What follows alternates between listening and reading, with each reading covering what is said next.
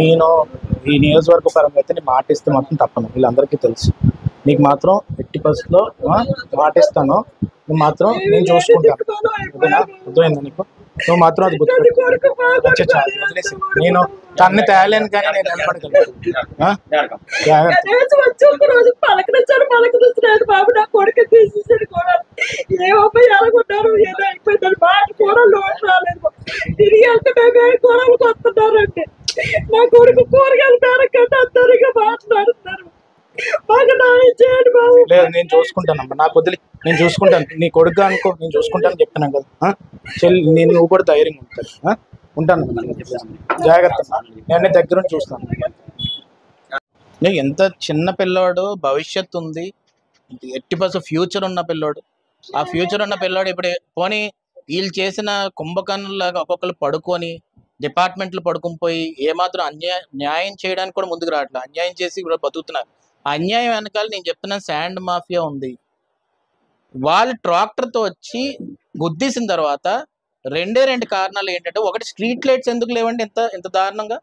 ఆ street lights దగ్గర ఒక మనిషిని గుద్దేసి కావాలని గుద్దారని నాకు అనిపిస్తుంది ఇప్పుడు క్లియర్గా చూస్తుంటే.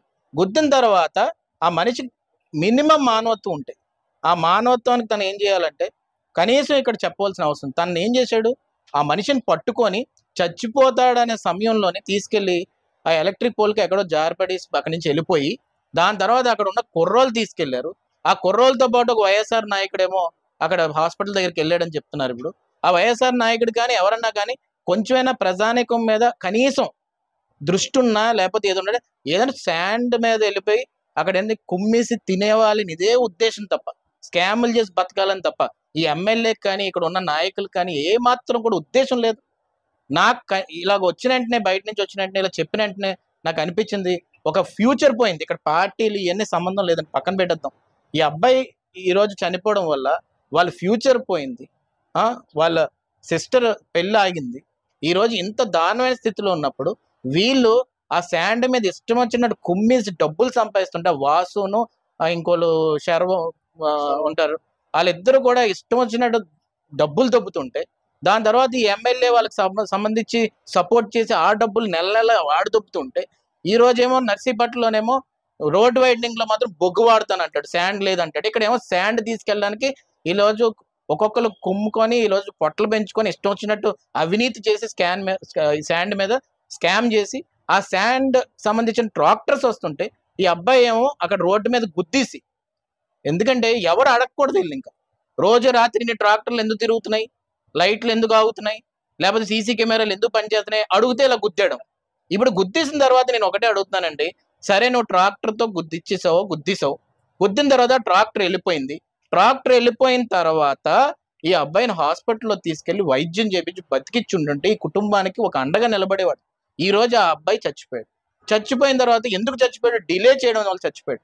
ఎంత గ్యాప్ ఇచ్చారు బతకడానికి, ఎంతో గ్యాప్ ఉంది. ట్రీట్మెంట్ సరైన సమయానికి నర్సీపట్నం తీసుకెళ్ళిపోయినా, లేకపోతే వైజాగ్ వైపు తీసుకెళ్ళినా, ఎక్కడ తీసుకెళ్ళినా కూడా అంబులెన్స్ పిలిచిన కనీసం 108 అంబులెన్స్ కూడా కాల్ చేయడానికి ఎవడో కూడా మానవత్వం లేదంటే ఎంత దారుణమైన విషయం అండి.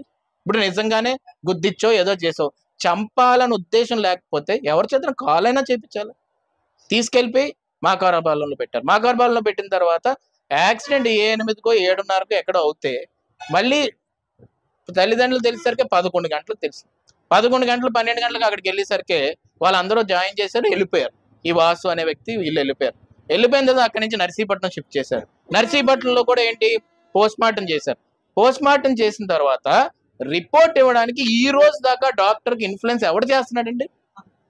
రాజేష్ డాక్టర్ అట డాక్టర్ పేరు. ఆ డాక్టర్కి ఇన్ఫ్లుయెన్స్ ఎవరు చేస్తున్నారు? ఎమ్మెల్యే చేస్తున్నాడా, లేకపోతే ఈ వాసు చేస్తున్నాడా, లేకపోతే ఎవరు చేస్తున్నారు? ఇప్పుడు దాకా పోస్ట్ మార్టం రిపోర్ట్ ఏం చేస్తున్నారండి వీళ్ళు? డెత్ సర్టిఫికేట్ ఇప్పుడు దాకా వెళ్ళలేదు. పోస్ట్ మార్టం రిపోర్ట్ లో చూస్తుంటే క్లియర్ గా డాక్టర్ నెంబర్ మెన్షన్ చేసి ఉంది, డాక్టర్ డ్రైవర్ చెప్పారని చెప్తున్నారు. మళ్ళీ ఆ డ్రైవర్కి ఏం చేశారు, స్టేషన్ బెయిల్ ఇచ్చారు. ట్రాక్టర్నేమో స్టేషన్ నుంచి బయటకు తోసేశారు. అంటే ఎవరి హస్తం ఉంది దీంట్లోని? ట్రాక్టర్ లీగల్ గా నడవట్లేదు, ఇల్లీగల్ గా నడుస్తున్నాయి. డ్రైవర్ లీగల్ గా డ్రైవ్ చేయట్లేదు, ఆ ట్రాక్టర్ ని ఇల్లీగల్ గా చేస్తున్నారు. శాండ్ దందా ఎవరు చేస్తున్నారు? ఎమ్మెల్యే వాసు కలిసి చేస్తున్నారు, ఇల్లీగల్ గా చేస్తున్నారు. ఇన్ని ఇల్లీగల్ పనులు ఒక మనిషిని లీగల్ గా తీసేసి ఇల్లీగల్ గా ఈ రోజు ఆ మనిషిని తీసుకెళ్లి హాస్పిటల్లో జాయిన్ చేసి తల్లిదండ్రులకు కూడా చెప్పకుండా ఆ మనిషి చచ్చిపోతే ఈ రోజు ఎమ్మెల్యే కానీ వాసు కానీ లేకపోతే ఈ సర్వం కానీ ఎవరు కూడా స్పందించకపోవడానికి కారణం ఏంటండి? అంటే ఇల్లీగల్ శాండ్ దందాని ఇక్కడ ఉన్న ప్రజలు ఎవరు కూడా ప్రశ్నించకూడదు, లేకపోతే ఈ కుటుంబానికి జరిగినట్టు పేదవాళ్ళకు కూడా జరుగుతుంది, నోరు మూసుకొని కూర్చోండి అని ఒక మెసేజ్ ఇస్తున్నారా? నేను అడుగుతుంది ఏంటంటే, ఈ అబ్బాయి ప్రాణం విలువ ఎలా కట్టగలరు? మానవత్వం ఉండి ఏదన్నా ఆలోచిస్తే ఈ అబ్బాయి కుటుంబానికి మనం అండగా నిలబడాలనే ఉద్దేశంతో ఇక్కడ ఉన్న కార్యకర్తలు కానీ, మండల పార్టీ ప్రెసిడెంట్ గారు కానీ, మొత్తం ఇంపార్టెంట్ కార్యకర్తలు అందరూ వచ్చి చెబితే వెంటనే స్పందించి ఇమీడియట్ గా రావడం జరిగింది.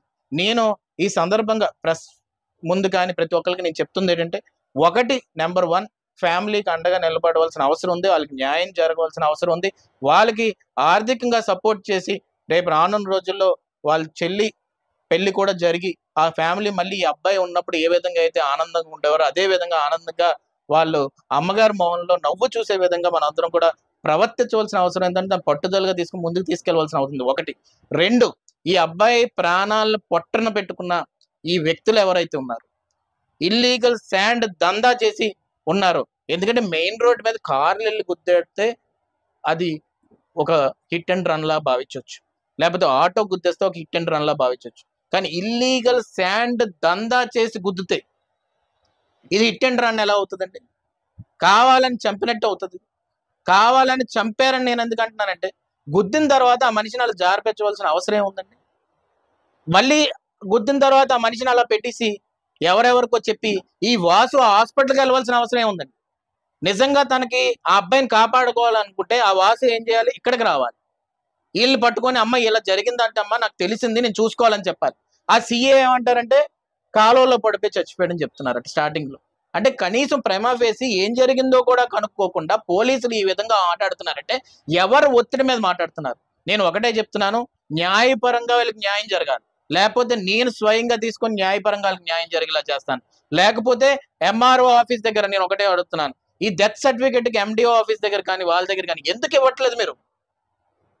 పోస్ట్ మార్టం రిపోర్ట్లోని ఇప్పుడు దాకా 30 రోజులు ఆయన ఇన్వెస్టిగేషన్ చేస్తున్నానని చెప్తున్నాడు డాక్టర్. ఎవరికైనా పోస్ట్ మార్టం రిపోర్ట్ ఇమీడియట్గా ఇస్తారు. ఇన్సూరెన్స్కి సంబంధించి కూడా లాయర్ని వీళ్ళే పెట్టుకున్నారు పాపం. ఆ కంపెనీలో పనిచేస్తున్న సాయి అనే మేనేజర్ గారు వచ్చి పాపం హెల్ప్ చేసి ఒక లాయర్ని పెట్టారు. అంటే ఎంత దారుణమైన స్థితిలో వీళ్ళు రోడ్డు మీద వదిలించారు, నడి రోడ్డు మీద వదిలించారు. కాబట్టి దయచేసి నేను ఇప్పటికే చెప్తున్నాను, సిబ్బందికి చెప్తున్నాను, పోలీస్ సిబ్బందికి, మీరు కేసును రిజిస్టర్ చేసి స్వయంగా కేసును రిజిస్టర్ చేసి ఏమంటారు, అమ్మ ఆ డ్రైవర్ని వదిలేసాం 4 రోజుల్లో బెయిల్తో స్టేషన్ బెయిల్ ఇచ్చి వదిలేసాడట. ఎంత ఇల్లీగల్ గా వాళ్ళు ఎవరు ఫోన్ చేస్తే ఒత్తిడి మీద ఇచ్చేసారు. ట్రాక్టర్ని వదిలేసాడట. ఇప్పుడు స్టేషన్లో చూద్దాం, ట్రాక్టర్ నెంబర్ కూడా ఉంది, ఎక్కడైనా ఉందండి ట్రాక్టర్ని కూడా వదిలేసాడు. అంటే ఎవరు ఇచ్చారు డబ్బులు నీకు? నేను డైరెక్ట్గా అడుగుతున్నాను ఎస్ఐని, ఎవరు నీకు ఫోన్ చేస్తున్నారు? నీకు కాల్ లిస్ట్ బయట తీయాలి. ఎక్కువ చేస్తే మీరు ప్రైవేట్ కంప్లైంట్ చేసి హైకోర్టు కూడా నేను లాగుతాను, సిఐడి ఎంక్వైరీ నేను కోరుతాను. సిఐడి కూడా ఈ జగన్మోహన్ రెడ్డి చేతిలో ఉంటే ఇంకా పై ఎంక్వైరీకి నేను వెళ్ళడానికి కూడా సిద్ధంగా ఉన్నాను. ఈ అబ్బాయి చనిపోయిన విలువైన ప్రాణాన్ని బేరం పెట్టడానికి స్టేషన్ రెడీ అయిందంటే అంతకంటే దారుణమైన విషయం ఇంకోటి లేదు. అందుకే నేను ఒకటినాను, న్యాయపరంగా చర్యలు తీసుకోండి, ఇమీడియట్ గా ఈ శాండ్ దందాన్ని ఆపండి. నర్సీపట్నం నియోజకవర్గ ప్రజానికాన్ని మొత్తానికి ఒకే లైన్ లో చెప్తున్నాను, మా కారు పాలనలో శాండ్ దందా చేయడానికి ఒక 25 ఏళ్ళ కుర్రోడు ప్రాణాన్ని కూడా లెక్క చేయలేని ఎమ్మెల్యే కానీ, ఈ వాసు కానీ ఈ స్ట్రీట్ లైట్లు ముందు వేసి ఆ ఇల్లీగల్ చీకట్లో జరుగుతున్న దందాన్ని బయటికి లాగి, ఆ ట్రాక్టర్స్ అన్ని కూడా ఎవరు నడుపుతున్నారో బయటికి లాగి, ఎవరైతే ఓనర్లు ఉన్నారో వాళ్ళని అరెస్ట్ చేసి, ఈ సీసీ కెమెరా ఫుటేజ్ని ఎవరైతే డిలీట్ చేసాడో పోలీస్ స్టేషన్లో వాళ్ళని సస్పెండ్ చేసి, వీళ్ళకి ఆర్థికంగా వాళ్ళ చెల్లి పెళ్లి చేయడానికి కానీ కుటుంబానికి నిలబడడానికి కానీ అందరూ ముందుకు రాకపోతే మేము రానున్న రోజుల్లోని స్టేషన్ దగ్గర కానీ ఎంఆర్ఓ ఆఫీస్ దగ్గర కూడా మేము కూర్చొని అక్కడి నుంచి కదలమని చెప్పి సందర్భంగా సవినీయంగా మనవి చేసుకుంటున్నాను. నిరంతర వార్తా సమాచారం కోసం మా వి న్యూస్ ఛానల్ సబ్స్క్రైబ్ చేయండి. నోటిఫికేషన్ కొరకు బెల్ ఐకాన్ని యాక్టివేట్ చేయండి.